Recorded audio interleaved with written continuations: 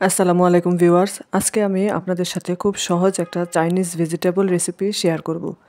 আর এই ভেজিটেবলটা তৈরি করার জন্য আমি এখানে মাত্র ৩টি সবজি ব্যবহার করব। সারা বছর পাওয়া যায় এমন ৩টা সবজি দিয়ে খুব সহজভাবেই আমি আজকে আপনাদের সাথে একটা চাইনিজ ভেজিটেবল রেসিপি শেয়ার করব। আশা করছি ভিডিওটা আপনাদের কাছে ভালো লাগবে। তো চলুন দেখে নেওয়া যাক কীভাবে তৈরি করতে হয়। এর জন্য এখানে আমি নিয়েছি মেজারমেন্ট কাপের ১ কাপ বোনলেস চিকেন। আর চিকেনটাকে আমি এরকম লম্বা টুকরো করে ছোট ছোট করে কেটে নিয়েছি। এখন আমি এর মধ্যে দিয়ে দিব ১ টেবিল চামচ পরিমাণ সয়া সস ও সামান্য লবণ। দিচ্ছি ১ টেবিল চামচ লাল মরিচের গুঁড়া। লবণটা একটু বুঝে দিবেন, কারণ সয়া সসে কিন্তু লবণ থাকে। দিচ্ছি ১ চা চামচ আদা ও রসুন বাটা। এবার সব কিছু খুব ভালোভাবে একত্রে মেখে নিচ্ছি। এখন আমি এটাকে একটা সাইডে রেখে দেব। এবার আমি চলে যাচ্ছি ভেজিটেবলগুলো একটু ভাপ দেওয়ার জন্য। চুলায় আমি একটা হাঁড়িতে বেশ কিছুটা পানি গরম করতে দিয়েছি। আর পানিটা যখন এরকম একটু গরম হয়ে আসবে, তখন আমি এর মধ্যে দিয়ে দেব পাতলা স্লাইস করে কেটে নেওয়া পেঁপে। আমি এখানে ২.৫ কাপ পেঁপে নিয়েছি। চাইনিজ ভেজিটেবল রান্নার ক্ষেত্রে চেষ্টা করবেন পেঁপেটাকে রাখতে। এখন আমি এর মধ্যে দিয়ে দেব কিছুটা লবণ, যাতে করে সবজিগুলো সিদ্ধ হওয়ার সময় এর মধ্যে লবণটা ঢুকতে পারে। লবণটা দিয়ে অপেক্ষা করব সবজিটা ২-৩ বার ফুটে ওঠা পর্যন্ত। এখন আমি চুলার আঁচটা রেখেছি হাই হিটে। এখন এর মধ্যে দিয়ে দিব এরকম পাতলা স্লাইস করে কেটে নেওয়া গাজর। আমি এখানে ১ কাপ পরিমাণ গাজর ব্যবহার করছি। গাজরটা দেওয়ার পরে এটাকে আমি আরও ১ থেকে ১.৫ মিনিট সিদ্ধ করব। এরই মধ্যে আমার সবজিগুলো সিদ্ধ হয়ে গিয়েছে।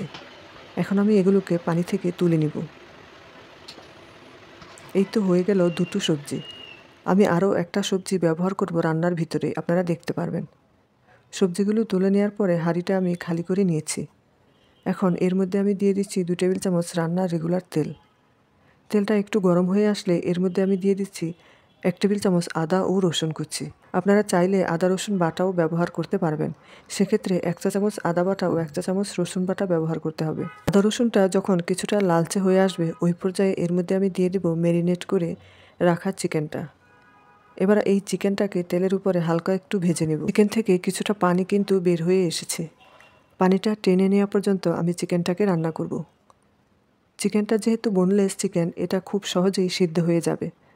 তো পানিটা টেনে আসতে আসতেই কিন্তু চিকেনটা সিদ্ধ হয়ে গিয়েছে, আপনারা দেখতেই পাচ্ছেন।